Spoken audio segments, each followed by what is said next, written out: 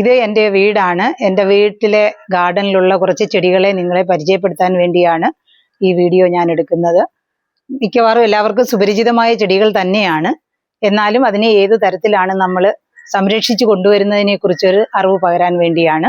തിരുവനന്തപുരത്ത് തിരുമലയിലാണ് എൻ്റെ വീട് സ്ഥിതി ചെയ്യുന്നത്.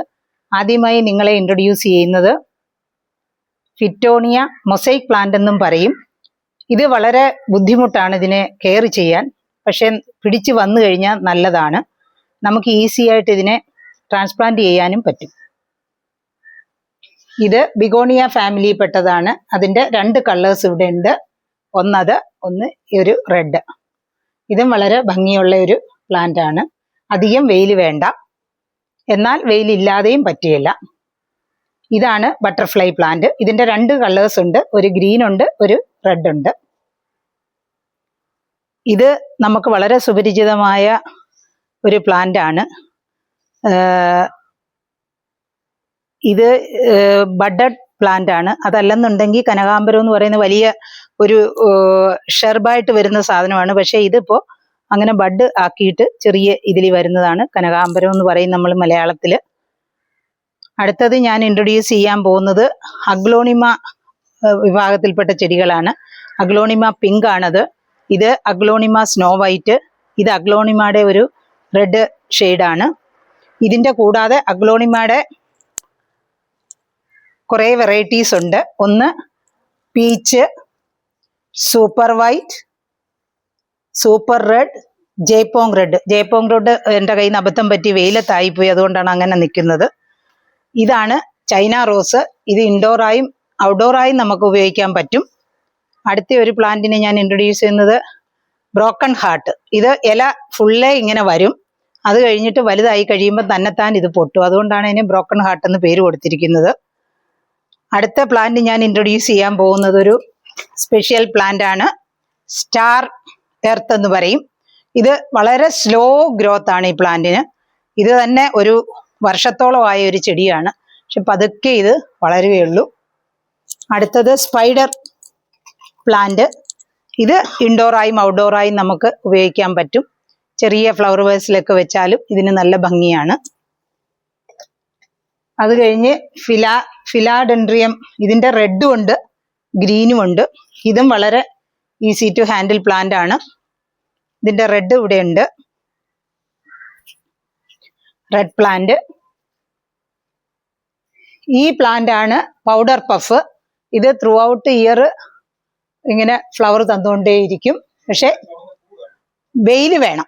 വെയിലില്ലാതെ ഇതിന് ഒരു കാര്യവും നടക്കുകയില്ല. നല്ല വെയിലുണ്ടെങ്കിൽ നിറയെ ഫ്ലവറാണ്. നല്ല ഭംഗിയാണ് ഇത് കാണാൻ.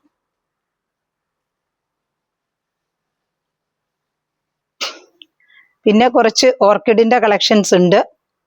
അതിൽ ഫ്ലവർ ഒന്നും ഇപ്പോൾ ആയിട്ടില്ല. പിന്നെ ഒരു റെഡ് പാം. ബാക്കിയെല്ലാം കോമൺ ആയിട്ടുള്ള ചെടികൾ തന്നെ. പിന്നെ കുറേ ഫ്ലവറിങ് പ്ലാന്റ് ഉണ്ട്. ഇത് നമ്മുടെ നാട്ടിൽ കോമൺ ആയിട്ടുള്ള പൂച്ചെടി, ഇങ്ങനെയുള്ള കുറച്ച് പ്ലാന്റുകൾ. ഈ പ്ലാന്റ് കാണാൻ ഇപ്പോൾ ഭംഗിയുണ്ടെങ്കിലും ഇത് വളരെ ഡെലിക്കേറ്റ് പ്ലാന്റ് ആണ്. ഇതിനെ കുറച്ച് വെള്ളം, കുറച്ച് വെയിൽ അങ്ങനെ നമ്മൾ സംരക്ഷിച്ചില്ലെങ്കിൽ പെട്ടെന്ന് കേടായി പോകുന്ന ഒരു പ്ലാന്റ് ആണിത്. ഇത്രയാണ് നമ്മളുടെ ഇവിടുത്തെ ഗാർഡൻ. പിന്നെ കുറച്ച്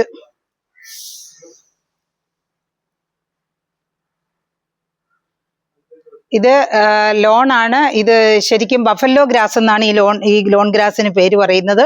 ഇത് ഈസി ടു ഹാൻഡിൽ ആണ്. കാർപ്പറ്റ് ഗ്രാസ് ആണെങ്കിൽ നമുക്ക് വളരെ പ്രയാസമാണ് മെയിൻറ്റെയിൻ ചെയ്യാൻ. ഇത് ഈസിയാണ് മെയിൻറ്റെയിൻ ചെയ്യാൻ. അതിനുശേഷം പൈക്കസ് ആണിത്. പൈക്കസിനെ നമ്മൾ ഷേപ്പ് ചെയ്ത് വെട്ടി നിർത്തിയിരിക്കുവാണ്. പൈക്കസിന് നല്ല വെയിൽ വേണം.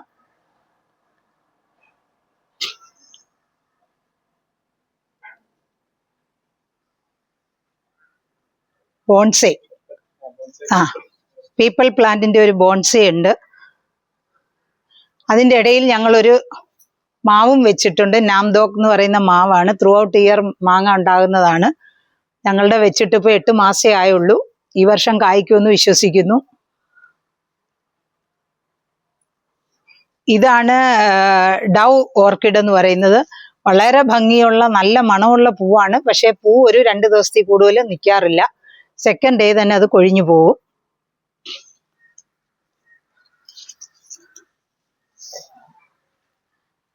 ഇവിടെയും ബിഗോണിയയുടെയും കലാത്തിയത്തിന്റെ കുറെ കളക്ഷൻസ് ഉണ്ട്. കലാത്തിയം ആൻഡ് ബിഗോണിയയുടെ ഒരു കളക്ഷനാണ് ഇവിടെ കാണിച്ചിരിക്കുന്നത്. ഇത്രയാണ് എൻ്റെ ഗാർഡനെ. പിന്നെ ഗാർഡന്റെ പരിചരണം എന്ന് പറയുന്നത്, ഇതിന് ഞങ്ങൾ ഉപയോഗിക്കുന്ന വളം ചാണകപ്പൊടി, എല്ലുപൊടി, വേപ്പിൻ പിണ്ണാക്ക്. അത് ഒരു 15 ദിവസം കൂടുമ്പോൾ നമ്മൾ ഇട്ടുകൊടുക്കും. പിന്നെ 19 NPK, അതിൻ്റെ 1 ലിറ്റർ വെള്ളത്തിൽ ഒരു 5 ml പൊടി നമ്മൾ കലക്കി അങ്ങനെ ചേർത്ത് കൊടുക്കാറുണ്ട്.